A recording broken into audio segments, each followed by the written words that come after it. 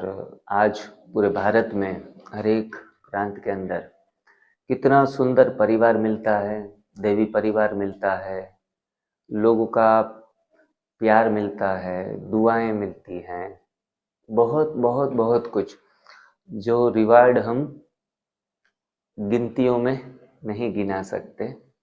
इतना बाबा ने सब कुछ दिया है। बाबा का एक सुंदर गीत हम अक्सर सुनते हैं कि सब कुछ तो मिल गया है तुझे चाहने के बाद। परमात्मा से अगर हमारी सच्ची चाहत है, प्यार है, तो परमात्मा हमारी झोली में हर वो चीज देता है हमारी योग्यता के अनुसार, हमारी काबिलियत के अनुसार देता है। तो उस रब का हमेशा शुक्रिया अदा करते रहें। इसलिए कहा गया है कि अब शिकवे शिकायतें अब कम करने लगा हूँ। अब शिकवे शिकायतें कुछ कम करने लगा हूँ। जब से एनडीएस में हूँ तब से ये सामान कुछ कम करने लगा हूँ। जब शिकवे शिकायतों के सामान लेकर हम घूमते थे, लेकिन जब से ही एनडीएस की राह चुनी है तब से ये सामान दिन ब दिन कम होता जा रहा है।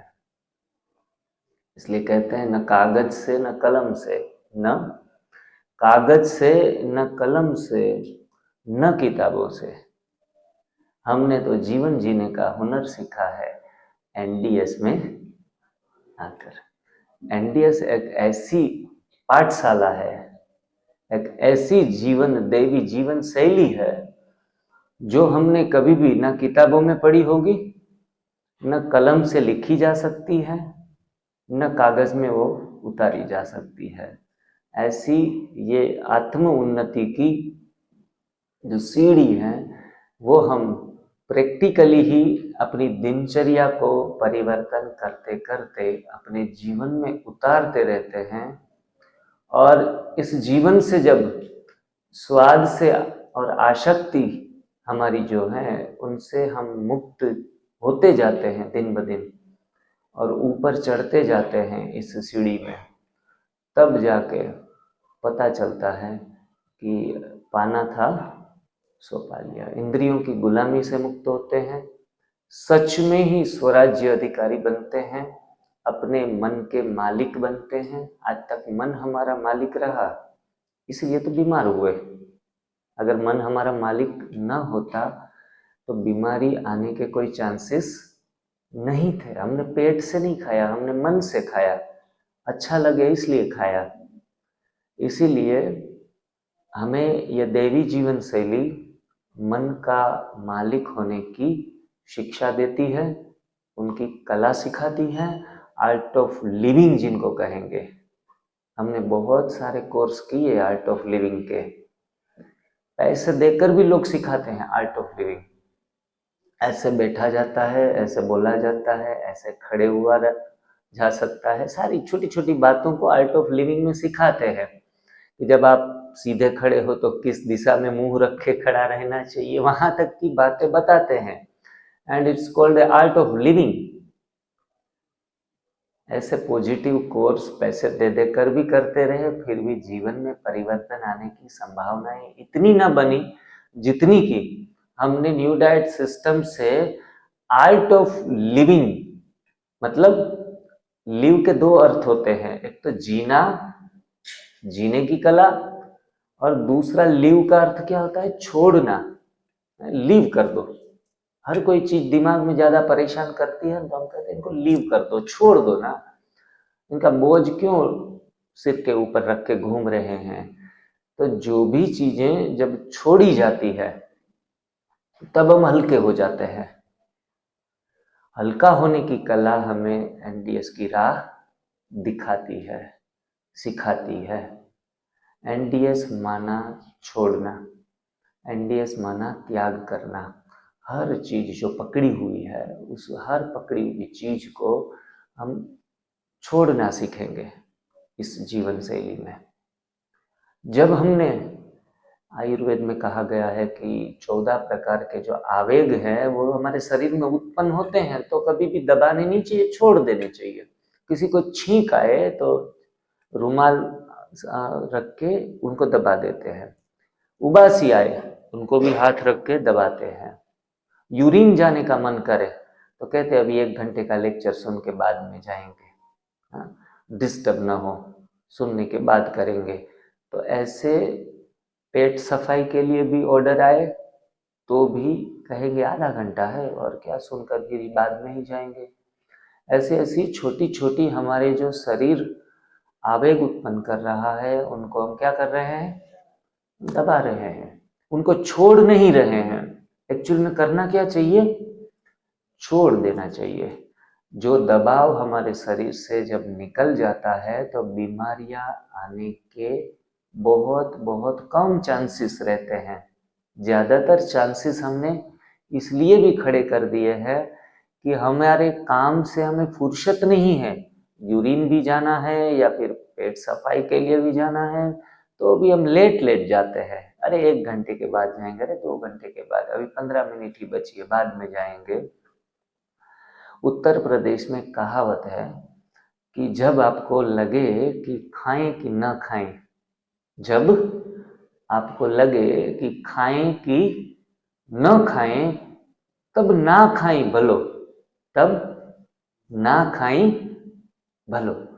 आपको इच्छा हो रही है खा ले, इतना पावरफुल सेंसेशन नहीं आ रहे हैं खाने के, तो अभी खाएं या थोड़ी देर के बाद खाएं। तब क्या करेंगे हम, ना खाएं भलो 2 बार, तीसरी बार जब कॉल आए कि अब खा लेना चाहिए, तब जाके खाना चाहिए।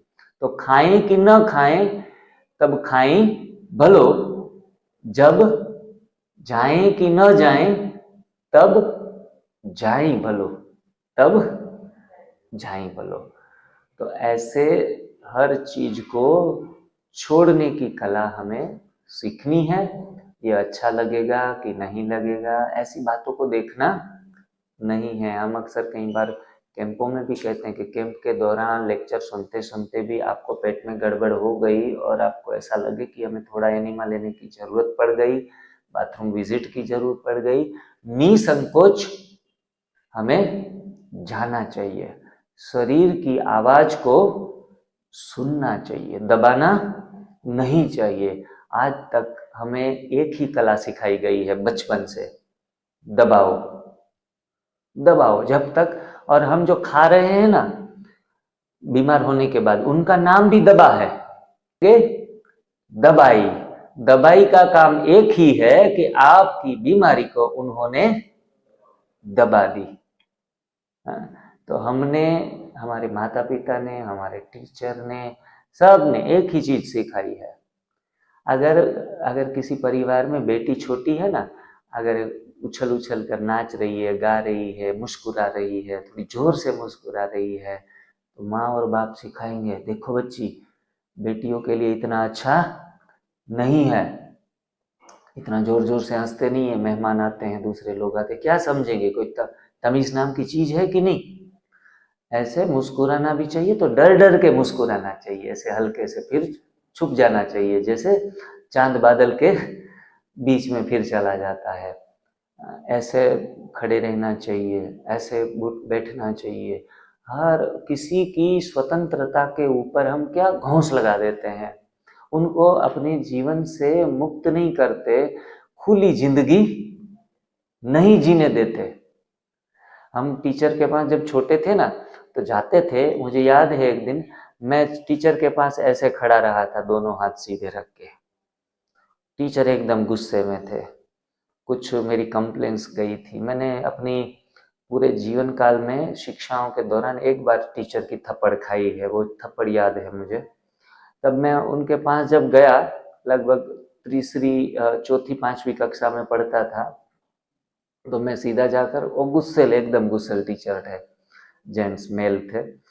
जैसे ही मैं गया ना बाजू में इधर आ, तो हाथ से एक थप्पड़ आ गई गाल में। मैंने कहा क्यों सर मारा, ऐसे खड़े रहते हैं टीचर के सामने, ऐसे खड़े रहते हैं अदब लगा के। साइंस कहता है कि अदब जब लगाते हैं ना तब हमारा थिंकिंग पावर थोड़ा कम हो जाता है, बढ़ता नहीं है। हम सोचने की क्षमता कम करते हैं। चलो बिल्कुल बंद नहीं होता दिमाग, लेकिन सोचने की क्षमता कम करते हैं। लेकिन हमें सभी ने सिखाया अदब में रहना है। अदब मतलब किसी का रिगार्ड करके रहना है। ऐसा जरूरी नहीं है कि ऐसे झुक कर खड़े हो जाए। है? अदब रखना मतलब दूसरे का सम्मान रखना, खुद भी सम्मान में रहना। तो हर चीज, उठना बैठना खाना पीना, अगर आप हाथ से भी खा रहे हैं ना, तो कहीं कहीं बाहर जब जाओ ना तो चम्मच से खाना चाहिए। ये थोड़ा वो गांव का पैटर्न लगता है कि हाथ से थोड़ी उंगलियों से ऐसे फिर चाट रहे हैं उंगलियां, तो ये बहुत बुरा लगता है, खाने में तमीज नहीं लगती। एक्चुअल में खाना तो हमेशा, मैं तो कहता हूँ, एक तो नीचे बैठकर खाना चाहिए, फिर हाथों से खाना चाहिए। चम्मच बीच में क्यों डालें? कोई ऐसी चीज है जो हाथों से सरक जाए तो ठीक है कि उनके लिए आप चम्मच या कोई कांटा यूज कर लो।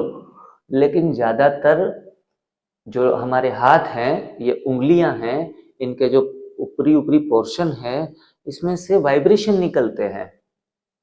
खाने के लिए जब हम हाथ आगे बढ़ाते हैं तो हम बड़े अच्छे भाव के साथ खाते हैं। हमारे अंदर मुख में भी कोई सलाइवा अच्छी तरह से बनती है, पेट में भी सलाइवा रेडी होती है। तो इन सारी प्रक्रियाओं में डायरेक्ट कनेक्शन बहुत अच्छा काम करता है भोजन के अंदर। मुझे अक्सर बचपन में भी डांटा जाता था कि आप ऐसे हूँ उंगलियों से ऐसे फटकर से खाते हैं, थोड़ा तमीज से खाओ। आप चाइना में जाएंगे, दूसरे जापान में जाएंगे, तो ऐसे कांटे होते हैं, हमें तो पकड़ना भी नहीं आता। वो पकड़ने जाएंगे तो खाना स्लिप हो जाएगा। तो ऐसी तमीज सीखने की जरूरत नहीं है। बड़े आराम से नेचुरल तरीके से रहो आप। जितना प्राकृतिक रहेंगे, रिटर्न टू नेचर रहेंगे, प्रकृति के गोद में जीने की कला सीख लेंगे, तब जाके यहाँ से एंजाइटी, डिप्रेशन सारा पता ही नहीं चलेगा कैसे कहाँ चला गया। एंजाइटी डिप्रेशन भगाने के लिए कोई गोलियां खाने की थोड़ी आवश्यकता है। आप पूर्ण प्राकृतिक बन जाओ, प्रकृति की गोद में चले जाओ। प्रकृति को माँ कहा जाता है। माँ की गोद में कितना सुकून मिलता है। बचपन में हमें पता है कि मैं तो लगभग 8वीं कक्षा तक पढ़ा था ना, तब तक माँ नहीं दिखे तो रोने लगता था, क्योंकि माँ का वात्सल्य, माँ का प्यार, इसमें एक सलामती है।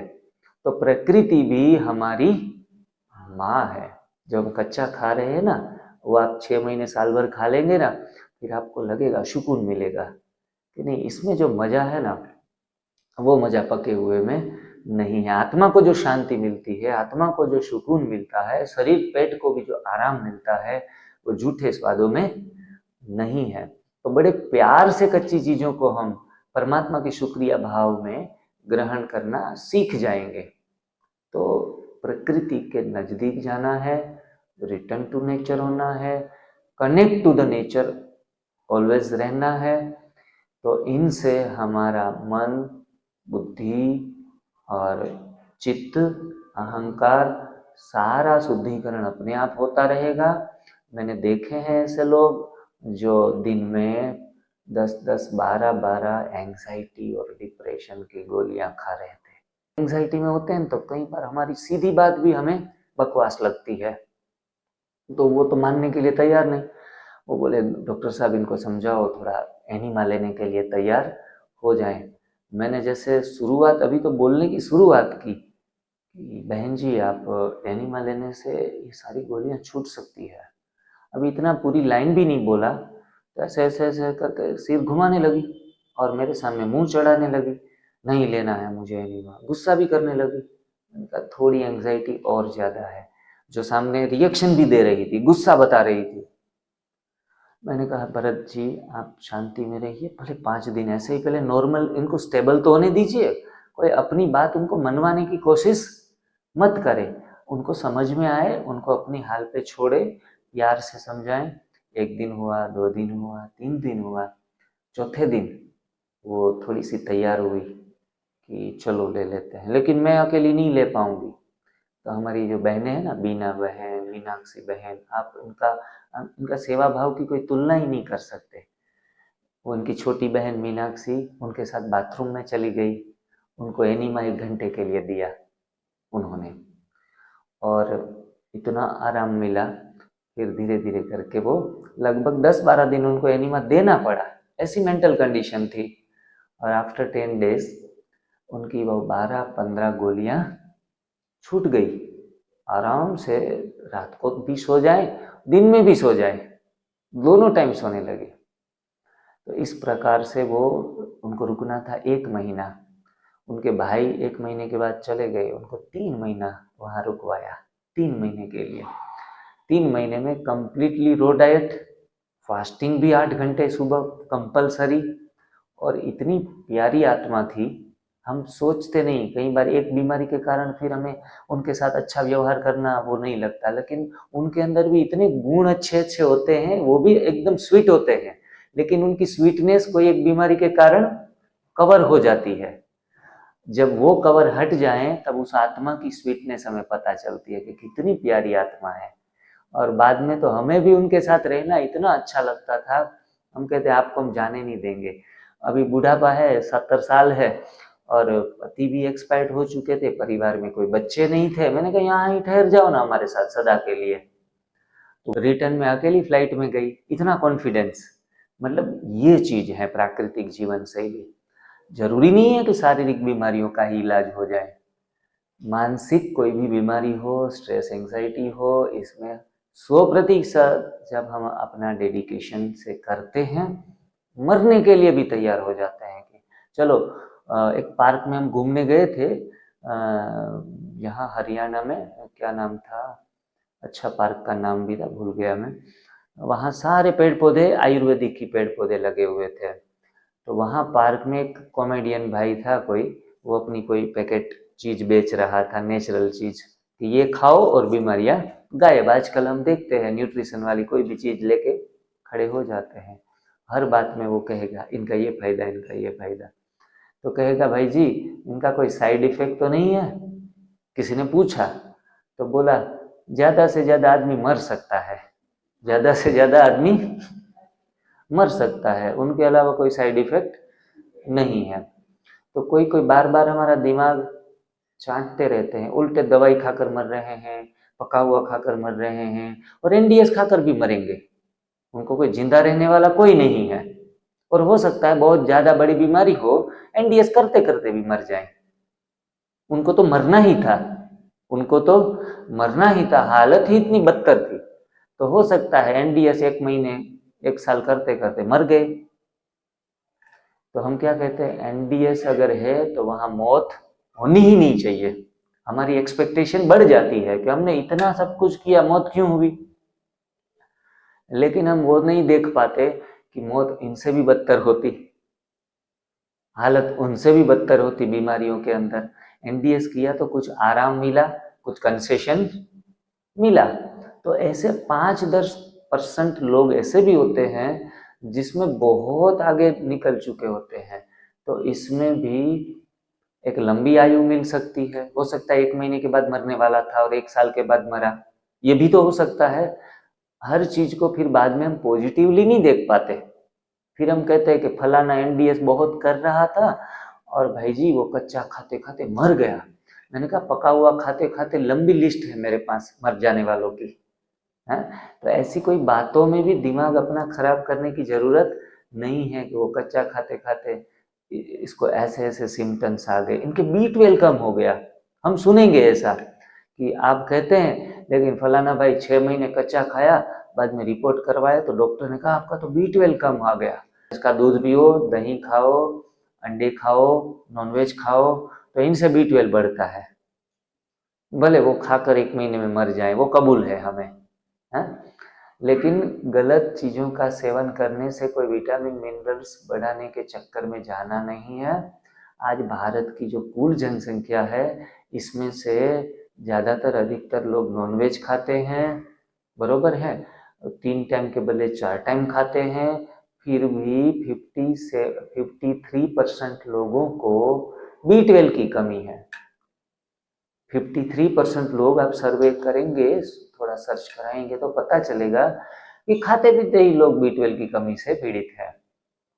बाद में 20% लोग ऐसे हैं जिनको B12 बॉर्डर के ऊपर है, ज़्यादा नहीं है, जो होना चाहिए वो नहीं है। कुछ 20% लोग, 25% लोग पूरे भारत में ऐसे हैं जिनको B12 अच्छा है, जो सही कहेंगे, जिनकी मात्रा 211 से 911 के बीच में है, 500 700, ये अच्छा होता है, उनकी एनर्जी लेवल हाई रहता है। तो ये सब कुछ NDS न करते हुए 20% ही ठीक है B12 की मात्रा में। अगर B12 या D3 थोड़ा ऊपर नीचे भी होता है NDS करते करते, तो हो सकता है कि आप थोड़ा बैलेंस डाइट अपना सेट करो। पालक, बीटरूट, गाजर, अंकुरित जो भी दाने हैं, अंकुरित दानों में भी B12 है। एक एल्बर्ट जोस करके रशियन साइंटिस्ट हो गया है, उन्होंने रिटर्न टू नेचर नाम की बुक लिखी है। उस बुक में उन्होंने बताया है कि अंकुरित दाने खाने से B12 बढ़ता है। तो ऐसा कुछ डाइट, नेचुरल डाइट अपने सिस्टम में बढ़ा लो। लेकिन एक अच्छी भली चीज जो हमें जानने को मिली है, इनसे हमारी 2-4 बीमारियां भी ठीक हो गई है, तो एक बात डर कर आप इस चीज को क्यों छोड़ रहे हो? बेहतर है कि थोड़ा बहुत पत्तियां, सब्जियां, फल, अंकुरित अनाज और ये सारी चीजों को अपनी थाली में ऐड कर लो, बैलेंस डाइट बना लो। हरी चटनी, केला, खजूर, नारियल, किशमिश, अंजीर, ऐसी ऐसी अच्छी अच्छी चीजें हैं खाने में, तो वो खाना हमारी थाली में आना चाहिए। ज्यादा ना भूख लगती है तो कम खाओ, लेकिन खाओ। हम खाना न खाना नहीं सिखाते हैं, हम कभी किसी को न खाना नहीं सिखाते हैं, हम अच्छा खाना सिखाते हैं, हम कम खाना सिखाते हैं। लेकिन न खाना ये कोई बात नहीं है, खाना चाहिए। भोजन शरीर का आधार है, शरीर की आधारशिला है। इनके ऊपर हमारा शरीर नहीं खड़ा रह पाएगा बिना भोजन के। भोजन से ही जीवन मिलता है, भोजन से ही जीवन मिलता है। तो भोजन को तो अन्न को ब्रह्म कहा गया है। हमारे शास्त्रों में अन्न की तो देवता के समान पूजा की जाती है। कहते हैं भोजन देवता है, इसलिए लोग जब थाली जब आती है ना, पुराने लोग क्या करते थे, पानी से उसको प्रार्थना करते, इनको थोड़ी जल अर्पण करते, थोड़ा खाना साइड में रखते कि ये परमात्मा का हिस्सा है, हाथ जोड़ते।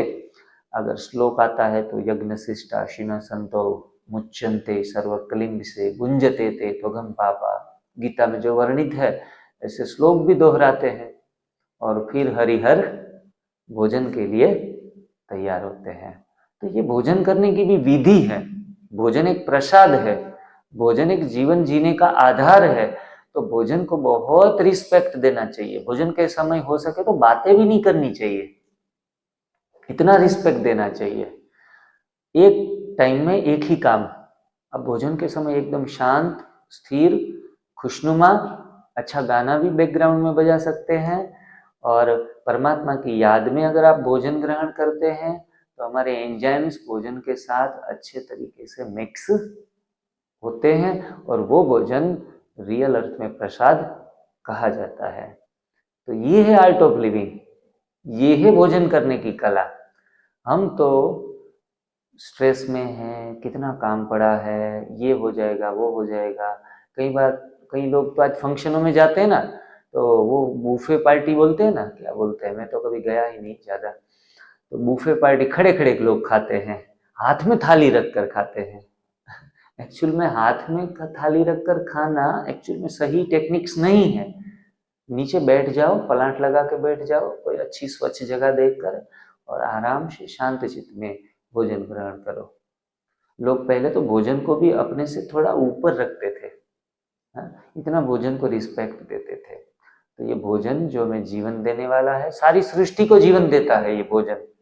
सूक्ष्म जीव जंतु, हर कोई जीव भोजन तो कर ही रहा है अपने अपने डिजाइन में, तो डिजाइन फूड ले रहा है, इसीलिए ये भोजन सारी सृष्टि के अस्तित्व का आधार है, हमारा सिर्फ मनुष्य का ही नहीं। तो उस भोजन के प्रति हमें कभी भी दिमाग में ऐसे ख्यालात नहीं रखने चाहिए कि खाना बिल्कुल ही खराब है, लेकिन जब बीमार है तो हमारे लिए खाना खराब है।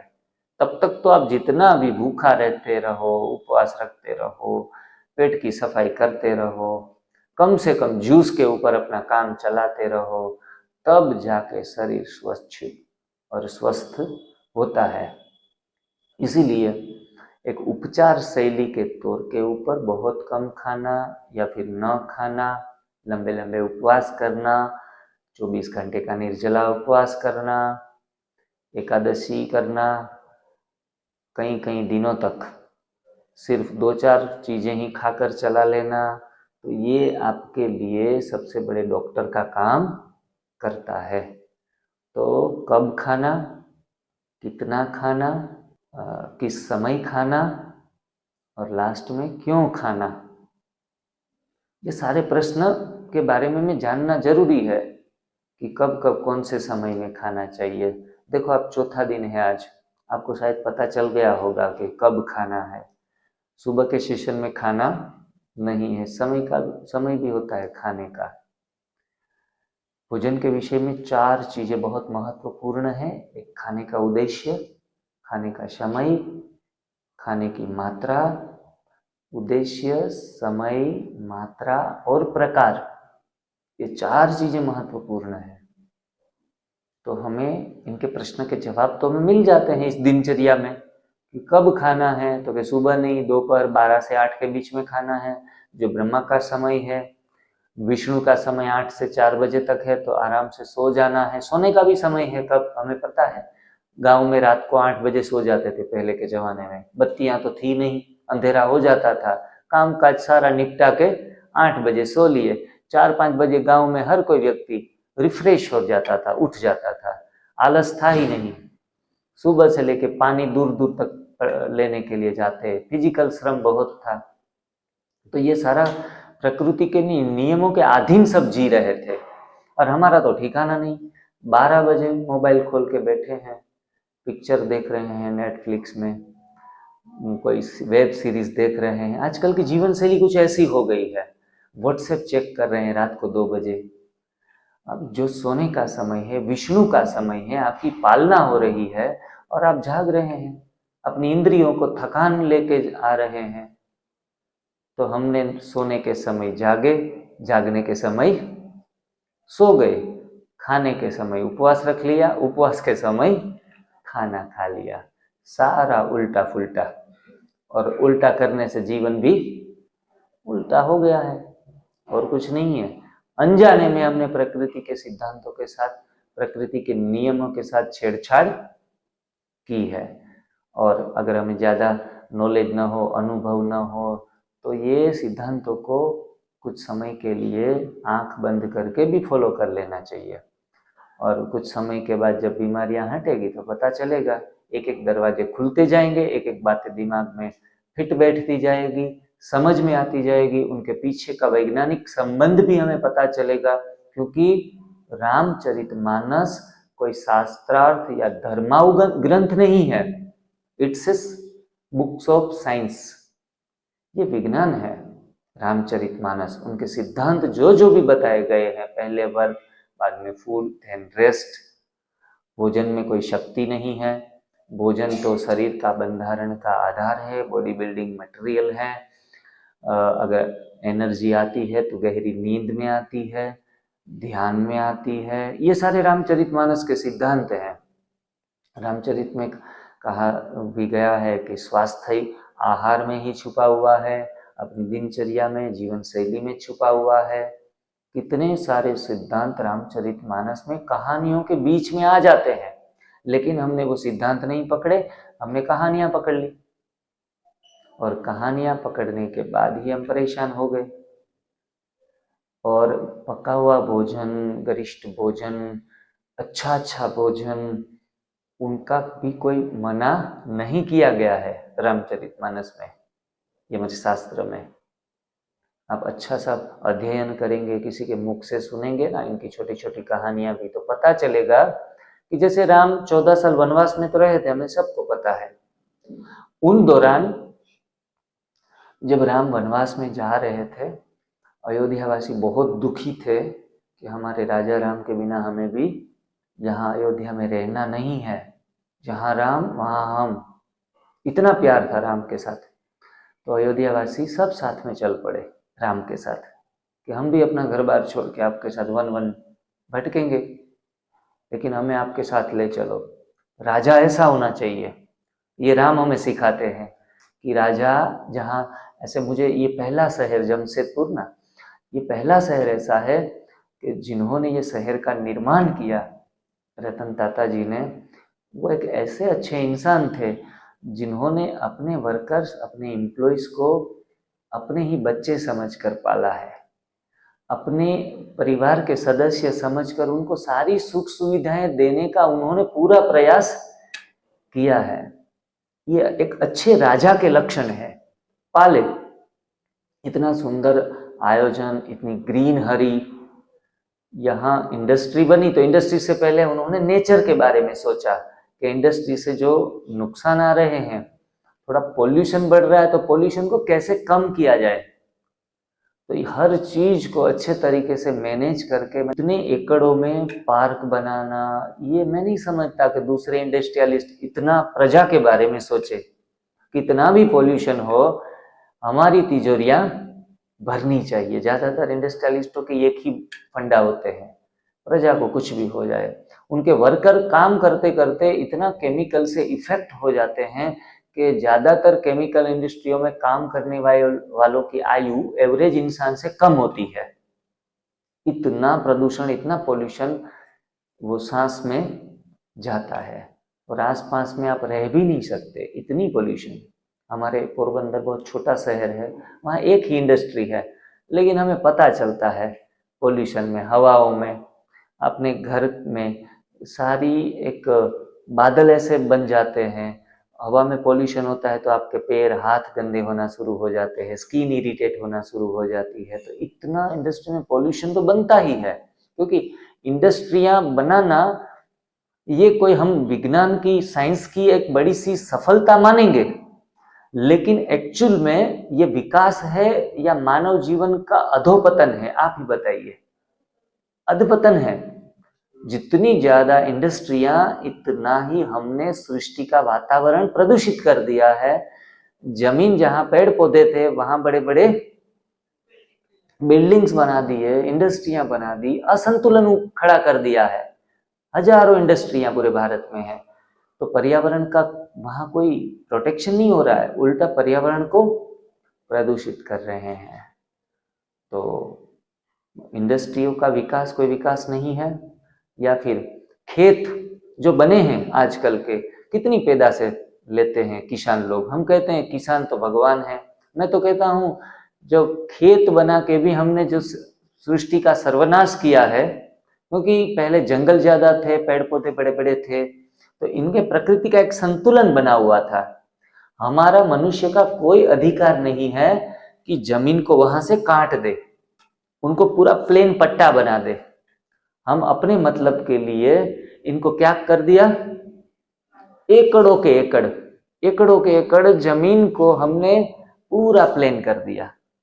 जहां कोई पर्वतें थे, कहाँ पेड़ पौधे बड़े बड़े थे, जंगल थे, वहां हमने खेत बना डाले। हमने समझा कि हम होशियार हो गए, हम चतुर हो गए, हमने वहां अनाज उगा लिया। ज्यादातर तो खेत में क्या है, अनाज उगता है। एक करके भी हमने प्रकृति का असंतुलन पैदा कर दिया है। अनाज खा खा के भी, आटा खा खा के भी हमने सेहत में घाटा लगा लिया है। कुछ बड़ा सा काम नहीं किया, कोई तीर नहीं मारा है हमने अनाज उगा के। अनाज जब उगा तब हमने सीधा ही खाने का प्रयास किया।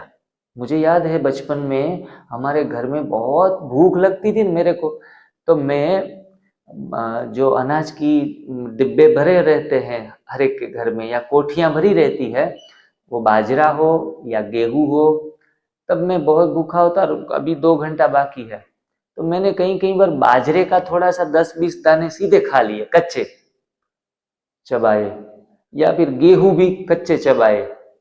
ऐसे कोई भी चना हो या मूंग हो, कच्ची चीजें जो अनाज दालों की श्रेणी में आती है, वो मैं खा लेता था। लेकिन मजा नहीं आता था, सूखा सूखा रहता था और कई बार तो चबाने में दांत भी हिल जाएंगे, चबाने में भी आसान नहीं होता, एट्रैक्शन नहीं होता खाने के लिए, आपको एट्रैक्शन नहीं होगा। आप बहुत भूखे हैं, आपके सामने छोटी छोटी एक बाउल में गेहूं, बाजरा, चावल सब कच्चे रख दिए जाए और एक तरफ एप्पल रख दिया जाए, चीकू रख दिया जाए, केला रख दिया जाए, तो आप कौन सा चुनाव करेंगे? फलों का चुनाव करेंगे। वो हमें अट्रैक्ट नहीं करेगा जो अनाज दालों की श्रेणी में आता है। जो आपको अट्रैक्शन करता है, हमारा बॉडी उसके तरफ अट्रैक्ट होता है। शरीर अपनी भाषा जानता है कि हमें क्या खाना है, लेकिन हमारा मन इतना निकम्मा हो गया है, उनको पता नहीं है क्या खाना क्या पीना है। शरीर तो जानता है, शरीर तो बहुत सुंदर परमात्मा की सर्जन है। तब जाके हमें फ्रूट्स खाने की इच्छा होगी, क्योंकि वो कच्चा खाया नहीं जाएगा। फिर मनुष्य है ना, उनको तो लगा कि हर चीज खाई जाए तो अच्छी है, तो उन्होंने धीरे धीरे करके प्रोग्रेस किया, हमारी भाषा में कहेंगे तो प्रोग्रेस किया, और अनाज को जब खाने का पूरा निगल लिया, तो निगलते हैं हम अनाज तो सीधा साबुत निकल जाता है शरीर के बाहर, पेट सफाई होती है तो। कोई भी अगर वो साबुत नहीं निकलता, कहीं भी पच जाता, तो हम समझ जाते कि वो हमारा डिजाइन फूड है। शरीर ने उनको ठिकाने लगा दिया, उसमें से कुछ कार्बोहाइड्रेट या प्रोटीन ले लिया, सारा का सारा साबुत निकलेगा अनाज। इसलिए शरीर उनको एक्सेप्ट करने के लिए तैयार नहीं है। यही साइंटिफिक रीजन है, हम साइंटिफिक तरीके से समझे तो। अगर आपने केला या चीकू थोड़ा बिना चबाए खाया तो भी ठिकाने लग जाता है, थोड़ा नरम है फिर भी ठिकाने तो लग जाता है, वरना वो भी निकल जाना चाहिए साबुत का साबुत। कोई चीज ऐसी जो गाजर का एक छोटा सा टुकड़ा है, वो आप खा लो, छोटा सा टुकड़ा जो चबाए बिना रह गया, फिर भी शरीर उनको ठिकाने लगाता है। थोड़ा सा आमाशय को ज्यादा मेहनत लगानी पड़ती है उनका जूस निकालने के लिए एसिड डाल के, फिर भी गाजर या बीट का या कुछ ऐसे फाइबर जो चले गए बिना चबाए हुए, फिर भी उनको जूस निकाल के निचोड़ कर फिर फाइबर ओनली निकलता है, जबकि वो साबुत निकलता है। इसीलिए हमारा शरीर हमें बोल रहा है, कह रहा है कि भाई तेरा खुराक, तेरा रियल फूड अनाज या दालें नहीं है, प्लीज उनको छोड़ो आप। लेकिन हम थोड़ी छोड़ने वाले हैं, तो हमने उनका फिर आटा बना लिया ना, थोड़ा उनको पीस लेते हैं, ठिकाने लगा देते हैं किसी भी तरीके से। तो बहनें, अब तो घर में ही घरघंटी आ गई है, घर में ही पीस लेते हैं, बाहर जाने की जरूरत ही नहीं है। अब हमने पीस कर जब पाउडर बना लिया, तब मैं तो ये भी एक्सपेरिमेंट किया, बचपन में वो पाउडर भी फाका था है, लेकिन इतना तलवे में चोट जाएगा, नीचे चिपक जाएगा, सारी जगह इतना चिपकेगा, तो फिर पानी के कुल्ले करने पड़ेंगे, फिर निकलेगा। यहां से ही चिपकने की शुरुआत करता है वो, इतना जिद्दी है। और बहनें जब आटा गूंथती है तो हाथ में भी इतना चिपकेगा ना, बाद में इनको दो दो हाथ ऐसे घिसते हैं, मैंने देखे हैं, आप सभी ने देखे होंगे। फिर उनको पानी में वॉश किया, फिर दूसरा काम करेगी। आटा का काम है चिपकना, और ये जो इतना बाहर चिपक रहा है वो आपकी आंतों की कितनी दुर्दशा करेगा, और आपको बीपी देगा, शुगर देगा, थायराइड देगा, सारी की सारी बीमारियों की जड़ पैदा करता है अंदर जाके। फिर भी हम खुशी खुशी खाते हैं कि भगवान दाल रोटी दे देना, फिर भी रोटी मांग रहे हैं। अगर पका हुआ भोजन हम खाते हैं, एनडीएस करते हुए भी अगर रात को हम पका हुआ भोजन खाते हैं, तो पके हुए भोजन के बाद कभी भी फ्रूट खाना नहीं है, क्योंकि वो जहर का काम करता है। वही फ्रूट पके हुए के बाद नहीं ले सकते। कच्चा खाते हैं तो रात को 10 बजे उठकर भी निश्चिंत होकर बिना डरे फ्रूट आप खा सकते हैं। तो इस प्रकार से जो हमारा सही भोजन है वही ग्रहण करें। कभी भी मैंने जंगल में कोई ऐसी शिविर नहीं देखी है पशुओं की या पक्षियों की कि चलो भाई आज हम शिविर करते हैं, 4 दिन के लिए सभी इकट्ठा होंगे, सभी लोमड़ियां इकट्ठी हो गई हो, सभी शेर इकट्ठे हो गए हो, कुत्ते इकट्ठे हो गए हो कि आज हम एक 5 दिन का आहार, प्राकृतिक आहार शिविर करेंगे, जिसमें क्या खाना और क्या नहीं खाना सीखेंगे। कभी देखी है शिविर ऐसी?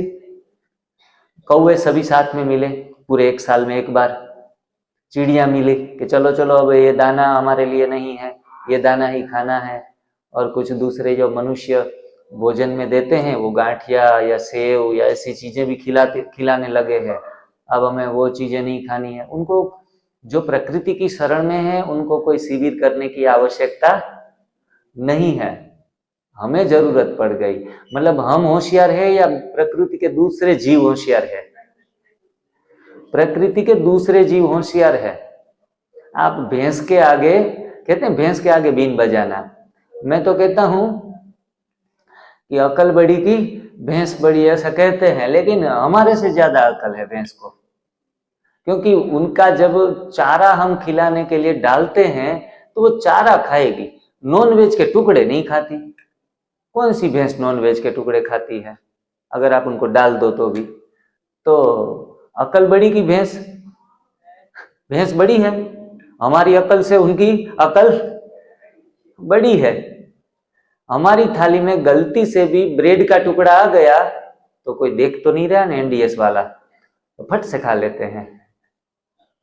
कुछ गलत चीजें आई नहीं कि हम खाना शुरू कर देते हैं। टेस्टी होनी चाहिए। अगर बिजनेस कर रहे हैं, कोई कहता है कि ये चीज से आपको 10,000 का घाटा हो सकता है और अगर कुछ ध्यान रखेंगे तो आपने परचेस कर लो, अगर आपको 2,000 का घाटा होगा तो आप कहेंगे कि वो चीज ही हमें परचेस नहीं करनी है जो बेचने के समय 2,000 का घाटा देके जाए। तो उसी हिसाब से भी जो कम नुकसान करने वाला है उनको पूरा त्याग करने में ही भाग्य है। अगर नहीं रह पाते तो कम घाटे का प्रयोग कर सकते हैं। तो अनाज को पीस लिया, पाउडर हो गया, फिर भी अच्छा नहीं लगा खाने में, तो बहनों ने उसमें तेल डाला, ऐसे करके तेल डाल के वो आटा गूंथ लिया और देखा कि अब खाया जाता है, तब भी अच्छा नहीं लगा। तब जाके उसको थोड़ा सा घुमा के थोड़ा पतला किया और आग पर चढ़ा दिया कि थोड़ा नरम हो जाए तो फिर अच्छा लगे। फिर उनका 1-2 बाइट लिया तो भी बोला यार ये खाने लायक नहीं है, हर रोज ये भोजन में नहीं ले सकते। फिर किसी होशियार आदमी ने कहा कि इसमें घी लगाओ या फिर तेल लगाओ और देखो एकदम नरम नरम हो जाएगा, फिर आप खा सकेंगे। हम पीछे हटने वालों में से तो है नहीं मनुष्य। तो फिर हमने तेल लगाया, घी लगाया, नरम किया, फिर नरम करने के बाद फिर खाने लगे तो भी अच्छा नहीं लगना लगा कि ये अकेला तो खाया नहीं जा रहा है। जब हम पूर्ण प्राकृतिक की तरफ जाने लगते हैं तो हमें ये चीजें परेशान नहीं करती। फिर भी मैं एक बात कहना चाहूंगा कि अगर हमारा शरीर अभी स्वस्थ तो है नहीं, हो सकता है कि आंवला लेने से थोड़ा सा हल्का सा सूजन महसूस हो, ये लेमन लेने से थोड़ा सा अनईजी लगे किसी भी बात में, तो इनका दोष नहीं है, न आंवला का दोष है न लेमन का दोष है। दोष किसका है? हमारा शरीर का दोष है जो हमने इतना बिगाड़ दिया है, जो अच्छी चीजें भी सूट नहीं हो रही है। कोई कोई कहते हैं रात को, अब नारियल पानी, किसी ने अपना अनुभव सुनाया था, नारियल पानी पीते हैं तो मेरे को गैस नहीं बनता, मेरे को कुछ नहीं होता, क्योंकि आपका बॉडी अब डिटॉक्स हो चुका है। जब तक टॉक्सिक भरे थे तो कोई कोई कंप्लेन करता है यार नारियल पानी पीने से गैस चढ़ गया, ब्लोटिंग हो गई। तो भाई नारियल पानी को क्यों दोष देते हो? वो तो ये सृष्टि का अमृत है, लेकिन आपका पेट ही कबाड़ खाना है। अब पहले पुराने कचरे को निकालो तो सही, कबाड़ खाने को निकालो, निकल जाएगा। तो हर चीज प्रकृतिगत चीज है, वो हमें फायदा देना शुरू कर देगी। तो समझदारी इसी में है कि अगर कोई भी चीज हमें सूट ना करे, प्रकृतिगत चीज है और सूट ना करे, तो थोड़े समय के लिए उस चीज का सेवन बंद कर दे, न कि उलझे रहें। अरे ये कच्ची चीजें भी परेशान कर देती है, तौबा तौबा कर देती है। तौबा तो आपने कर दिया है, पूरे जीवन को खराब करके, शरीर को खराब करके। तब थोड़े दिन के लिए वो चीजें से हम परहेज करके आगे निकल जाएं, ठीक है। तो इस प्रकार से हमने लास्ट में अनाज के साथ सब्जियां मिलानी पड़ी। रोटी के साथ हमेशा सब्जी तो होती ही है, पराठा कितना भी बड़ा हो लेकिन सब्जी चाहिए साथ में, क्योंकि गलत चीज को पेट में धकेलना है तो कोई सही चीज के साथ उनको मिला दो। एक अच्छा स्वजन है, अच्छा आदमी है, तो वो जा रहा है, उनको तो कोई, दुर्जन को तो कोई एंट्री देगा नहीं, तब वो क्या करता है, बड़े अच्छे समूह के साथ बीच में घुस जाता है, तो अच्छों के साथ बुरे भी चले जाते हैं। उस प्रकार से हमने अनाज को हमारे पेट में धकेला है आज तक। तो अनाज कोई खाने की चीज नहीं है। धीरे धीरे करके मात्रा 50% करें, फिर ओनली 20% पर लाए।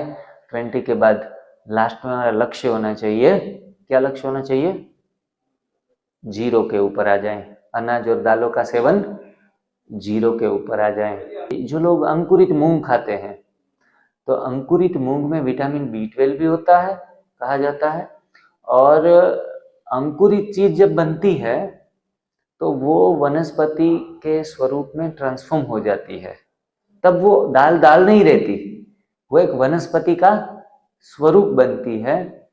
तो वनस्पति हमारा डिजाइन फूड है, वो हमारा शरीर एडजस्ट कर लेता है। इसीलिए अंकुरित चीज अगर ली गई तो फिर कोई हर्जा नहीं है। फिर भी अगर ज्यादा अंकुरित चीजें भी दबा कर खा ली तो भी गैस बनता है, तो भी गैस बनता है, परेशान कर देता है। उसमें भी जिनको गैस के रिलेटेड बीमारियां हैं, ज्यादातर क्या है 60-70 से ऊपर परसेंटेज में तो ज्यादातर बीमारियां वात संबंधित है, गैस्ट्रिक ही प्रॉब्लम है सारे के सारे। तो उसमें उन लोगों को अंकुरित चीजों का भी अधिक सेवन नहीं करना है, और जितना भी सेवन करें बड़ा टाइम लेके चबा चबा कर रस बनाकर सेवन करें। कोई मना नहीं करते हैं कि ना सेवन करें। अंकुरित चना भी 10 खाने हैं तो चबा चबा कर आराम से 10 मिनट में वो खत्म करें। तो इतना खाएंगे तो उल्टा शरीर को न्यूट्रिशंस भी मिलेंगे, फायदा भी होगा और किसी भी प्रकार का नुकसान नहीं होगा। अगर बहुत गैस्ट्रिक प्रॉब्लम है, घुटनों में दर्द है, सिर दर्द है, फ्रोजन शोल्डर है, नी पेन है, वेस्ट पेन है, जो पेन वाले हैं और अभी दोपहर में जाके 2 प्लेट सलाद खा लेंगे तो कच्ची चीज से फिर गैस बढ़ेगा, फिर कहेंगे अभी थोड़ा दर्द जितना जाना चाहिए उतना गया नहीं है। तो भाई थोड़ा कम खाओ, चबा कर खाओ, रस बनाकर खाओ। कोई भी सॉलिड चीजों को भी रस बनाकर खाना चाहिए। मेडिकल साइंस में कहा गया है कि ड्रिंक योर फूड, क्या कहा गया है, ड्रिंक योर फूड, फूड को क्या करना है, ड्रिंक करना है, और चू योर ड्रिंक, चू योर ड्रिंक। कोई भी ड्रिंक आप लिक्विड लेते हो तो उनको चबाओ। हम तो घटक घटक कर से 2 बारी में तो खत्म कर देते हैं, तो हम पीने को जल्दी से जाने देते हैं, वो अच्छे तरीके से चबाते नहीं और चबाने वाली चीजों को सीधा निगल लेते हैं। सारे कोई भी प्रकृति के नियम को हम पालन नहीं कर रहे हैं क्योंकि जल्दबाजी लगी हुई है। अच्छे तरीके से हमारी लाड़ जो है बनती है, सलाइवा बनती है, उनके साथ मिक्स करेंगे। भले ऐसे करके खुराक की तरह इतना ज्यादा वक्त ना दे पाए, लेकिन मुंह में थोड़ा घुमा के बाद में जाना चाहिए। तो इस प्रकार से हमें छोटी छोटी आदतों को जितनी भी मात्रा में हम चेंज कर पाए उतनी मात्रा में चेंज करना है। अगर व्यक्ति अनाज भी 1 चपाती खाता है, पूरा चबा चबा कर लिक्विड बनाकर खाता है, तो मैं समझता हूँ 1 चपाती खाने से आपको गैस होगी नहीं। हाँ, अगर बहुत मन कर रहा है रात को तो हम थक जाते हैं कि नहीं नहीं 1 तो चपाती चाहिए। तो ऐसे लोग जो बड़े बीमार नहीं हैं, ठीक ठीक बीमार हैं, वो लोग अगर गलती से भी चपाती थाली में ले ले तो उनको चबा चबा कर चपाती थक जानी चाहिए। अरे भाई अब तो जाने दे अंदर। तो इस तरीके से अब अगर खाते हैं तो 1 चपाती में ही 4 चपाती का संतुष्टि मिल जाती है। ज्यादा खाना जरूरी नहीं है। हमारे बचपन से टीचरों ने, माँ बाप ने एक ही बात सिखाई, बेटे जितना भी हो सके उतना खाओ, ज्यादा से ज्यादा खाओ, है? और जल्दी से उठ जाओ। मेरी दादी मुझे बताती थी कि बेटे ज्यादा खाना है, जल्दी खाना है और सबसे पहले उठ जाना है। कहीं भी शादियों में जाते थे ना तो कोई धीरे धीरे खाता है, 1 चपाती खाएगा, सब उठ जाएंगे, बाद में वो लास्ट में रहेगा, कम भी खाएगा, भूखा भी रहेगा और सबसे पीछे रहेगा तो इज्जत भी जाएगी। तो दादी कहती थी कि बेटा जब खाने बैठो ना सबके बीच में, तो एक तो स्पीड में खाना है और सब जो खाते हैं उनसे अधिक खा लेना है और पूरे पैसे वसूल करना है और सबसे पहले खड़ा हो जाना है। हमारी शिक्षाएं ही ऐसी हुई है, हैं? तो बीमार नहीं होंगे तो क्या होंगे? हैं? हाँ, रावण ने जब से भोजन विकारों से गहरी आदत है, भोजन ही हमें उस तरीके से सिखाया गया है, या हम थोड़े आग पर जब से पकाया हुआ खाने लगे ना, जल्दी से आग में चढ़ाओ 5 मिनट में भोजन तैयार। तो हमें भोजन कितनी मिनट में चाहिए? 5 मिनट में, आधे घंटे में तैयार रहना चाहिए भोजन। तो ये जल्दी जल्दी पकाया हुआ, जल्दी जल्दी तैयार हुआ हमारे अंदर जाएगा तो हमें हमेशा जल्दी में रखेगा वो, हमेशा, क्योंकि इनके लक्षण ही है जल्दी बनाया गया। तो हम हर बात में जल्दी करेंगे, अरे भाई जल्दी जल्दी जो बात बतानी है फट से 10 मिनट में बता दो। एनडीएस की लंबा सुनने के लिए हमारे पास वक्त नहीं है, सब जल्दी में पड़े हैं। क्यों? जल्दी जल्दी वाला खाया है। जब हम केला खाते हैं तो केला 4 महीने तक पकता है, थोड़ी ऐसे बनता है कि यूं उगा तैयार हो गया और आपकी थाली में आ गया। 4 महीने के लिए पका है, 4 या 6 महीने तैयार होता है केला। अब हम खा रहे हैं वो केमिकल वाला केला, तो जल्दी में थोड़ी हमारे अंदर जल्दी आएगी। अब प्रकृति जो पका रही है, आम को पकाने में कितना वक्त लगता है आप सभी को पता है, प्रकृति समय ले रही है पकाने में। तो वो खाते हैं तो हमारे अंदर पेशेंस आएगी, कूल पर्सनालिटी होगी, साइलेंट पर्सनालिटी होगी, जल्दीबाजी में कभी भी नहीं रहेंगे, मन शांत रहेगा। ये प्रकृति अपना लक्षण आपको दे रही है बिना मांगे कि आप एकदम नेचुरल, एकदम silent, cool personality, vibrant personality बनते जा रहे हो। अब हमें खाने की आदत पड़ गई है कि बीबी को कहा 2 मिनट में मैगी तैयार कर दो। अब 2 मिनट वाला कैसा रहेगा आदमी? 2 मिनट के चक्कर में रहेगा हमेशा।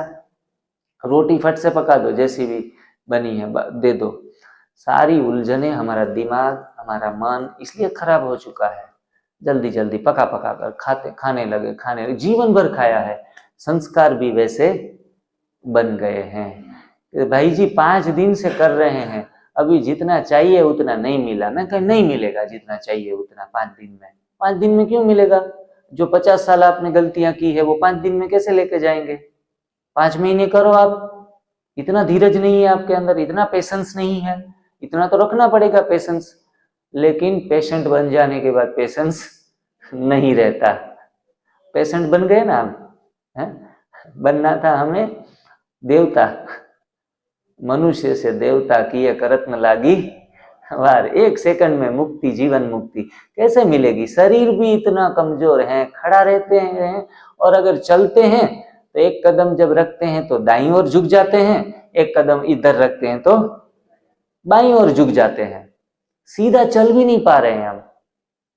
तो फिर हमें बहुत पेशेंस रख के, शांति रख के, कुछ उलट फुलट भी होता है, सिर दर्द हुआ, पैर दर्द हुआ, दस्त लगे, जुकाम हुआ, कुछ भी हुआ, सह लो ना भाई। सहन शक्ति समाप्त हो गई तो सह भी नहीं पाते। अष्ट शक्तियां, विकार कितने हैं? 5 और शक्तियां 8, फिर भी वापस आ गए हैं हम हार कर। तो शक्तियों के अभाव से सहन शक्ति, सामना करने की शक्ति। घर में कोई बोले अब बस करो, अभी 5 दिन ठीक है, ब्रह्मा कुमारी सेंटर पे गए थे तो दिमाग खराब करके आ गए, अब नहीं करना है ये, तो हमारी सामना करने की शक्ति भी नहीं है। हम उनके सामने चिल्लाने लगेंगे कि क्या है, मैं जो समझती हूँ वो सही है। 2-4 दिन टकराव होंगे, लड़ाई करेंगे और जो पहलवान होगा वो जीत जाएगा। Everybody has a regenerating power. देखो जी, हम भी सीखते हैं, आप लोगों से ही सीखते हैं परिणाम जब मिलते हैं। Everybody has a regenerating power. मौका दिया उसने, उपवास दिया, ग्रीन जूस दिया और एनिमा दिया। 3 चीजें जब देते हैं तब बॉडी अपने आप को ठीक करने में लग जाता है। पूरी विश्व का होशियार से होशियार डॉक्टर वो ठीक नहीं कर सकता, वो हमारा शरीर करता है।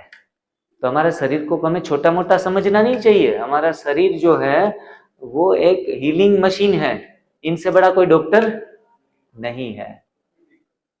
और 1 महीना चला, फिर 1 महीना चला, वो तो फास्टिंग करती थी, पेट में बच्चा पल रहा था पेट में, और फास्टिंग भी किए जा रही थी। पति डर गया कि बच्चे का पोषण कैसे होगा। ज्यादातर बहनों को जब प्रेगनेंसी होती है तब क्या कहते हैं, अच्छा अच्छा खाओ जिनके कारण बच्चे को भी पोषण मिले। उपवास भी अपने आप में एक प्रकार का भोजन है। उपवास भी अपने आप में एक प्रकार का भोजन है जिससे आत्मा और शरीर दोनों का पोषण होता है। तो उपवास कोई गलत चीज नहीं है, भले छोटे उपवास करो। तो फिर ऐसे छोटे छोटे उपवास उन्होंने तो शुरू रखे थे, 12 बजे तक 1 बजे तक उपवास करती थी। लेकिन पति को डर लगा कि ये कुछ गलत कर रही है, मेरा बच्चा एक तो 20 साल से भगवान की कृपा हो गई और मुझे संतान सुख मिलने जा रहा है और ये पागल हो ही जा रही है। और उनको तो दिल को छू गया था एनडीएस, कि मुझे जो पॉसिबिलिटी आई नहीं थी वो पॉसिबिलिटी तो एनडीएस से खड़ी हुई है, तो उस चीज को मैं कैसे छोड़ू। मेरे से भी एक आध बार मिली थी, भाई जी बच्चा है पेट में तो वो घी खाना, लड्डू खाना, ये सब सास खिलाती है। अच्छा अच्छा, मैं वो खाऊं? मैंने कहा आपको वो जो सीजरियन कराना है तो खाओ अच्छे अच्छे गरिष्ठ भोजन से कोई फायदा नहीं है, बच्चे का ग्रोथ और बिगड़ जाता है। और बाद में सर प्रेगनेंसी के दौरान बहनों को बीपी आ गया, बहनों को शुगर आ गया, किसी किसी को हीमोग्लोबिन कम हो गया। ये सारी झंझट गरिष्ठ भोजन खाने से तो है। आप हल्का खाओ, प्रकृतिगत खाओ, जिनसे नेचुरल ये प्रेगनेंसी भी हो उनकी। लेकिन हम नहीं मानेंगे, हम कच्चे में थोड़ी ताकत होती है, कच्चे में ही तो न्यूट्रिशंस होते हैं जो डेड नहीं लाइव है। फिर भी हम पकी हुई चीजों में न्यूट्रिशन ढूंढते ढूंढते डॉक्टरों के घर भर रहे हैं पैसों से। डॉक्टर ने कहा है फलानी बोतल, इतनी बड़ी बोतल लेके आते हैं हीमोग्लोबिन कम ना हो जाए। अरे मूर्ख, आप क्यों बन रहे हैं? पालक की पत्तियां में आयरन की मात्रा इतनी ज्यादा है कि कोई बोतल लेने की आवश्यकता ही नहीं है। पालक को पीसो, जूस बनाओ और 1 गिलास पी जाओ प्योर पालक का जूस। और हम हीमोग्लोबिन के पीछे पड़ गए हैं, वो इससे मिलेगा, ये बोतल अच्छा प्रोडक्ट आया है, ये डॉक्टर कभी झूठ नहीं लिख देगा। हाँ, इन चीजों से हमें बढ़िया सा सारी मात्राएं पूर्ति होगी। एक्चुअल में नेचर के पास हीमोग्लोबिन भी है, कैल्शियम भी है, सभी हैं, अवेलेबल हैं। आप उनको उसी फॉर्म में खाने का प्रयास करो। अभी कैल्शियम पत्तियों में 700, 900, 1000, 1500, 3000 इतने तक पत्तियों में कैल्शियम है। तो ऐसे प्रैक्टिकल लोग जी रहे हैं जिन्होंने बचपन से ही माँ बाप ने अपने बच्चों को दूध नहीं दिया, कोई ऐसा पका हुआ ज्यादा नहीं दिया, एक टाइम देते रहे, और अच्छे स्वस्थ भी हैं, इंटेलिजेंट भी हैं। इंटेलिजेंस अगर आपके बच्चों में बढ़ाना है तो भी उनको कच्चे आहार पर ज्यादा से ज्यादा लेकर आए, अगर पॉसिबल नहीं है पूरा प्राकृतिक भोजन, क्योंकि ये तो चैलेंज है सबसे बड़ी, फिर भी ज्यादा से ज्यादा कच्चे आहार पर आए और प्राणीजन्य दूध, एनिमल मिल्क एंड प्रोडक्ट से हटाएं, तो बच्चों में इंटेलिजेंस बढ़ता है, आईक्यू लेवल बढ़ता है। और रिसर्च में पाया गया है कि एनिमल मिल्क का ज्यादा सेवन करने से हमारा आईक्यू लेवल कम होता है, दिमाग चौड़ा होता है। दूध के विषय में भी मैंने काफी पूरा बुक्स में लिखा हुआ है, दूध के विषय में भी जानेंगे तो इतना सब कुछ है कि हमें लग जाएगा, अरे यार ये तो हम काफी गलतियां करके आए हैं। हम समझते थे कि हम सयाने हैं, हम होशियार हैं, हमें न्यूट्रिशन के बारे में पता है, हम सब चीजों को एनालाइज करके सारी चीजों को हम ग्रहण कर रहे हैं। एक्चुअल में हमने कुछ नहीं सीखा। हम नेचर से पीछे, कुछ सीखने की जरूरत भी नहीं है, कुछ सीखने की जरूरत नहीं है। भगवान जब आपको जैसे रख रहा है, जिस अवस्था में, उस अवस्था में रहना भी सीख लेना, बहना भी सीख लेना, इतना काफी है। जो सीजन में जो फ्रूट फल, जब सब्जियां जो आ रही है, बिना नॉलेज के खाते रहे, कोई पुस्तकें पढ़ने की जरूरत नहीं है, फिर भी आप अच्छे हो जाएंगे। तो उस हिसाब से बिना सीखे हुए भी हम बहुत कुछ जीवन को उन्नत बना सकते हैं। एक बार एक लेक्चर था, उसमें एक आयुर्वेदिक डॉक्टर आए हुए थे और एक मेडिकल डॉक्टर भी थे, मैं एनडीएस की तरफ से गया था। तो वो डॉक्टर साहब बता रहे थे कि जिग्नेश भाई जी, हमारे मुख में कितने पॉइंट्स होते हैं, जीभ के अंदर टेस्ट बर्ड जिनको कहा जाता है, वो कितने होते हैं। मैंने कहा sir ji I don't know, मुझे पता नहीं है। क्योंकि जिन्होंने पुस्तकें पढ़ी है ना, उनको सारा पता होता है कि देखो यहाँ मीठा स्वाद पता चलता है, यहाँ खारा पता चलता है, नीचे खट्टा स्वाद पता चलता है। उनके एक पॉइंट्स होते हैं, हर स्वाद को पहचानने के लिए अलग अलग पॉइंट्स है हमारी जीभ में। ऐसे नहीं कि इधर रख दिया तो पता चल जाएगा। कड़वी चीज का भी कोई पॉइंट्स है जो वो पहचानता है, पॉइंट्स। हाँ, ऐसी 1000 ग्रंथियां हमारी जीभ में है। कितनी? 1000, वो भी जोड़े के स्वरूप में है, एक नहीं, जोड़े के स्वरूप में है। वो कितनी है? मैंने कहा मुझे पता नहीं है साहब, आप बताओ तो हमें पता चले। देखो कि कोई आपको स्वास्थ्य के बारे में कोई प्रश्न पूछे, अगर आपको वो एक इंफॉर्मेशन के तौर के ऊपर पता भी ना हो, तो जरूरी नहीं है कि आप स्वास्थ्य में बिछड़ जाएंगे। आप बिल्कुल बुद्धू हो, लेकिन इतना पता है कि प्राकृतिक चीजें खाने में फायदे हैं, तो आपका स्वास्थ्य उनसे बेहतर होगा, है? तो कोई ज्यादा लंबा चौड़ा पता चले, इतने पीछे नहीं, दिमाग खराब नहीं करना है। मैंने कहा सर पता नहीं है कितना, तो उन्होंने मेरे को सारा बता दिया। उनके सारे दांत गिरे हुए थे, बड़ी उम्र के थे सारे, वो झूठे दांत, क्या बोलते, 32 बोलते हैं ना, वो 32 चढ़ा कर आए थे। और बोला अब आयु का थोड़ी ज्यादा होने के कारण 65-70 साल का हो गया हूँ, टेस्ट बड थोड़े वीक हो गए हैं, मुझे पता नहीं चलता कि मुझे ये स्वाद आया, ये स्वाद आया। बड़ी उम्र में कई कई लोगों को ऐसा हो जाता है कि ज्यादा स्वाद का भी पता नहीं चलता, वो वीक हो गए होते हैं। तो मैंने उनके सामने भरी सभा में तो नहीं कहा, लेकिन मैंने इतना कहा कि सर पहले मेरे भी कुछ टेस्ट बर्ड वीक हो गए थे, लेकिन एनडीएस करने के बाद सारे टेस्ट बर्ड ठीक हो गए, काम कर रहे हैं। मुझे पता चल जाता है कि ये स्वाद इस प्रकार का है। भले मेरी ग्रंथियों को नाम पता नहीं है, इनका नाम ये है, ये स्थान के ऊपर से ये स्वाद आता है। तो बहुत ज़्यादा नॉलेज के पीछे ना जाएं, बरोबर है? नेचुरल बने, बस बी नेचुरल। और कई बार मैं जाता हूँ तो बोलते हैं ये ब्रह्मा कुमारी वाले हैं, आप व्हाइट यूनिफॉर्म पहने, आपके पास तो बहुत आध्यात्मिक ज्ञान होगा, तो बताओ राम की बहन का नाम क्या था? मैंने कहा जो होगा वो देखा जाएगा, भाई हमें क्या काम है राम की बहन का नाम क्या था, राम से सबसे छोटा भाई कौन था? मैंने कहा मेरे को इस माथापच्ची नहीं करना है। हाँ, मुझे तो इतना पता है कि वो स्टोरी में हमें सिखाया गया था कि जब राम अयोध्या से वनवास में गए थे, तब अयोध्यावासी सुबह 12 बजे तक भूखे रहते थे, 12 बजे प्राकृतिक खाते थे, रात में एक टाइम पका हुआ खाते थे, 14 साल तक। जो एनडीएस में हम सिखाते हैं ना, पहले दिन से, हमने 6 तारीख से शुरू किया है। वो अयोध्यावासी ने रामायण में ये लिखित है, आप थोड़ा डीप स्टडी करेंगे तो ये हमें पता ही नहीं, किसी ने बताया ही नहीं। हमें तो क्या बताया गया कि राम ने रावण को मार दिया, इतने इतने पराक्रम किए, इतना सीता जी उनके साथ वनवास में गई। स्टोरी सुनने में अच्छी लगती है, हर बात में हमें तो स्टोरी ही पसंद आती है, इसलिए तो 3 घंटे मूवी के सामने बैठते रहते हैं। इसमें ये रामचरितमानस में शिव रचित ग्रंथ है, उसमें ही बताया गया है।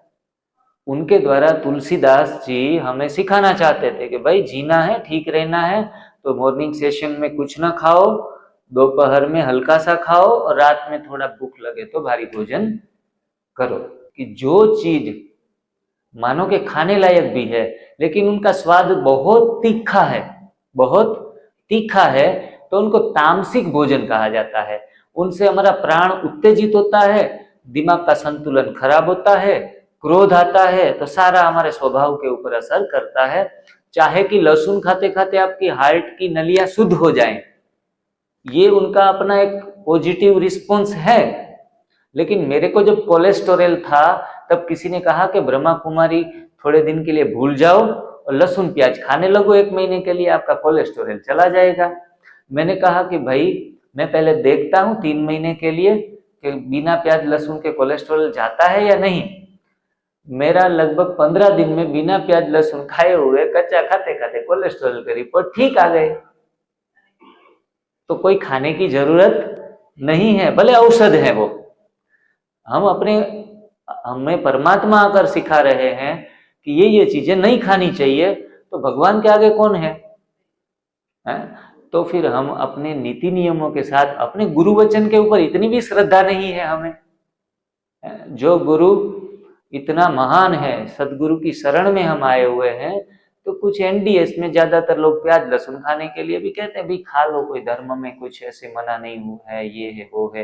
लेकिन हर एक धर्म के अंदर प्याज लहसुन की मना करते हैं, तो कुछ न कुछ तो राज होगा प्याज लहसुन न खाने में। बिल्कुल जी, हर औषध के अंदर भगवान ने इतने गुण भरे हैं कि वो हमारी बीमारियों को ठीक करने के लिए काबिल है। कोई वो बड़ी बात नहीं है ये चीजें, बस हमें अच्छा लगे, थोड़ा मीठा हो, स्वाद अच्छा हो, ऐसी चीजों का सेवन करते करते। अमेरिका के अंदर फाइटर प्लेन चलाते हैं ना, जो लड़ाकू विमान, उस लड़ाकू विमान में ड्राइवर को 3 दिन 4 दिन पहले प्याज लहसुन बंद करवाते हैं वहां की गवर्नमेंट, क्योंकि वो उनको पता है कि सेकंड के भी कई 10वें हिस्से में उनको डिसीजन लेना होता है। लड़ाकू विमान जब चलाते हैं तो डिसीजन मेकिंग पावर आपको बहुत अच्छा चाहिए। उनको पता है, उनकी गवर्नमेंट को, कि प्याज लहसुन खाने से आदमी गुस्सेल हो जाएगा। दुश्मन ने कोई चढ़ाई की तो दुश्मन का जो रिएक्शन होगा, उनके सामने वो गलत एक्शन में आ सकते हैं। उसमें तो एकदम बुद्धि एकदम स्टेबल रखनी होती है। तो प्याज लहसुन न खाने से मेंटल स्टेबिलिटी बढ़ती है, सोचने की क्षमता बढ़ती है। लेकिन हम प्याज लहसुन को ही धर्म समझ ले, वो भी गलत है। हमें बनना है सात्विक। बाबा हमें कहते हैं कि अब सतो प्रधान दुनिया में आपको लेके जा रहे हैं, तो ऐसी तीखी चीजें हमें नहीं खानी चाहिए। इसलिए रजोगुण नहीं बढ़ाना है हमें, ना तमोगुण बढ़ाना है, इसलिए प्याज लहसुन छोड़ना होता है। और प्याज लहसुन को आज लोगों ने धर्म समझ लिया। मैंने कई लोग ऐसे देखे हैं जो प्याज लहसुन खाते हैं, उनका दिमाग ठंडा, और नहीं खाते हैं उनको हम बुला नहीं सकते, इतने आग बबूले रहते हैं कि भाई इनको तो तौबा, इनसे भिड़ना नहीं चाहिए। तो प्याज लहसुन कोई जीवन का होल एंड सोल चीज नहीं है, इट्स अ पार्ट, एक छोटा सा पार्ट है। और प्याज लहसुन न खाने से दिमाग शांत हो जाएगा, वो भी जरूरी नहीं है, क्योंकि दिमाग को शांत रखने के लिए सत्संग, मेडिटेशन, अच्छे कर्मों का भी प्रभाव उसमें रहता है। सेवा कार्यों में झुकाव, दूसरों की मदद करने की भावना, काफी सारे दैवी गुणों को धारण करना होता है।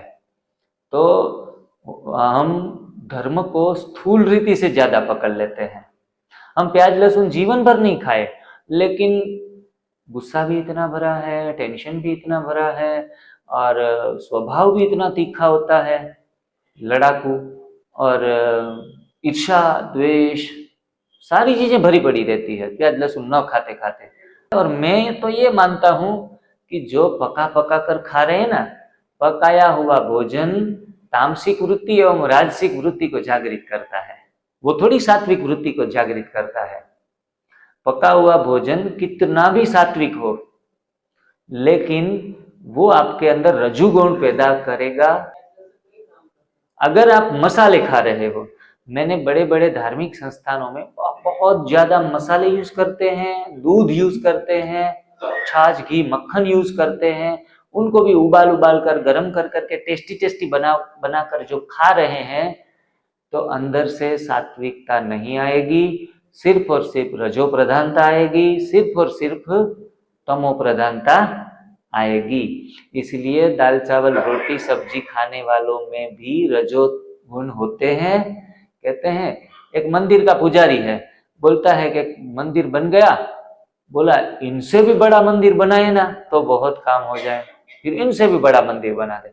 दूसरा बोला इसके आगे धर्मशाला बनाई जाए ना, तो ये सारे लक्षण रजोगुण के हैं।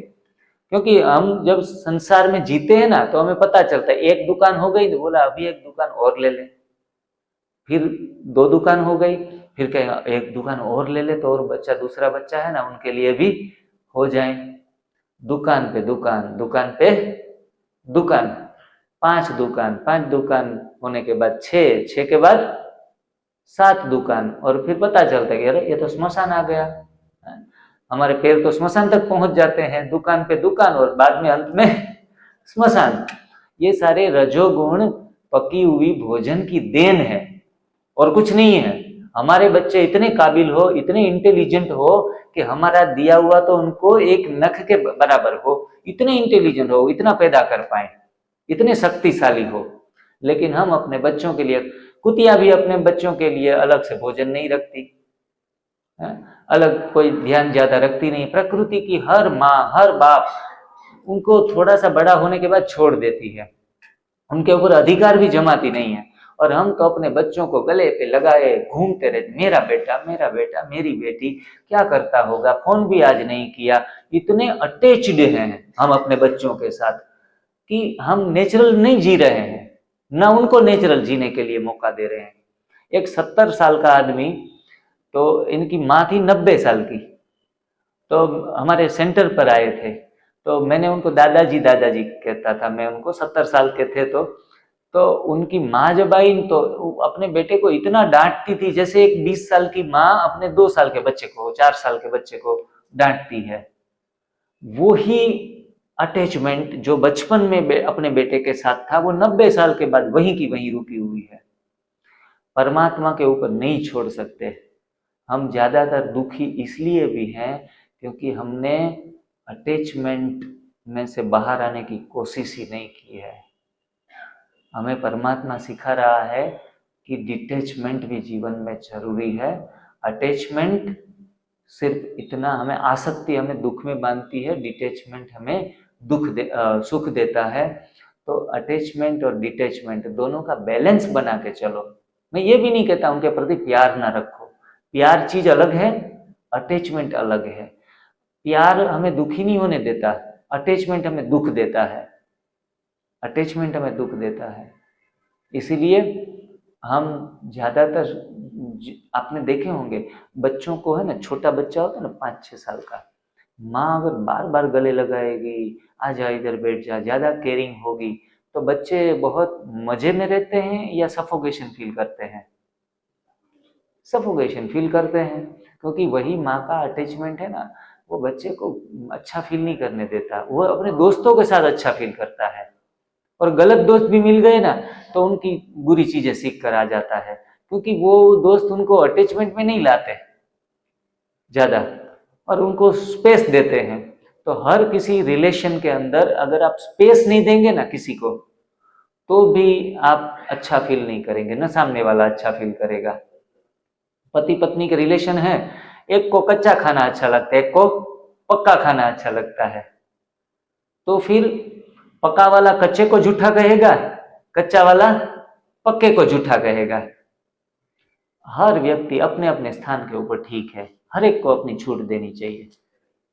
हमें जो समझ में आ गया ना, वो उनको सही रास्ते पे लाने के लिए प्रयास कर सकते हैं, लेकिन उस पर थोप नहीं सकते। उनको जो भी करना है, हमारा चेहरा, हमारी मुख की रेखाएं, हमारा शरीर, उनके प्रति कोई नेगेटिव वाइब्रेशन नहीं थे। चौहान सर जी पिछले 3 महीने पहले आए थे, तो उनके साथ मेरा कई बार मिलना हुआ। वो कहते हैं कि भाई जी मैं ज्यादा झंझट में नहीं रहता। मैं एक पहली शिविर में गया था आज से लगभग 4-5 साल पहले, तब मैं रात को कभी कभी एक चपाती खाता था, तो मैं उनके साथ बैठकर, मेरी थाली में एक चपाती आई रात को, और मैं भी शर्माता नहीं था, क्योंकि मैं जैसा हूं वैसा मुझे छुप छुप के खाना अच्छा नहीं लगता था। मेरे अंदर जो त्रुटियां हैं तो वो सबके सामने मैं एक्सेप्ट करूं। तो कोई कोई कहे अरे गुरुजी के सामने, इतने बड़े महान व्यक्ति के सामने उनका इज्जत रख के आप छुप के खा लो, इनके सामने मत लो। मैंने कहा तो मेरे को मन अंदर खाएगा कि मैं इनके सामने अच्छा दिख रहा हूँ, उनके सामने कच्चा खा रहा हूँ और पीछे से रोटी खा रहा हूँ। तो मैंने उनके सामने ही रोटी खाई। मैं बस देख रहा था कि उनके चेहरे के एक्सप्रेशन कैसे हैं। तो जिग्नेश भाई तो इतने क्लास करवाते हैं, इतनी शिविरें करवाते हैं, और इनके जीवन में भी 100% प्राकृतिक नहीं आया, लेकिन उनकी मुख मुद्रा के ऊपर एक भी लकीर ऐसी नहीं आई कि जिग्नेश भाई के प्रति मेरा स्नेह कम हो जाए। उतनी ही प्यार से मुझे ट्रीट किया उन्होंने। तो हमारा भी एटीट्यूड हमेशा ऐसा रहना चाहिए कि हमारे घर में हमारे जान पहचान वाले अगर गलती भी करे, पका हुआ भी खाएं, हमारा प्यार कम नहीं होना चाहिए। उनके प्रति भी शुभ भावना होनी चाहिए कि कल जाके उनकी बात समझ में आए।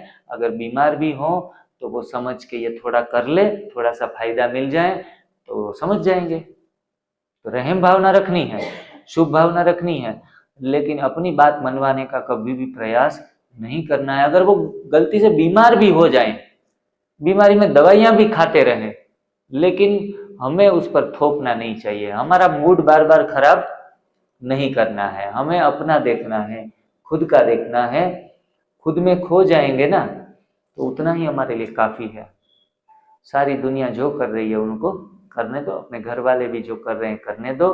अपनी बात और ज्यादा जोर दे देंगे तो उल्टा वो चिढ़ जाएंगे, उल्टा वो आपसे नाराज नाराज खफा रहेंगे।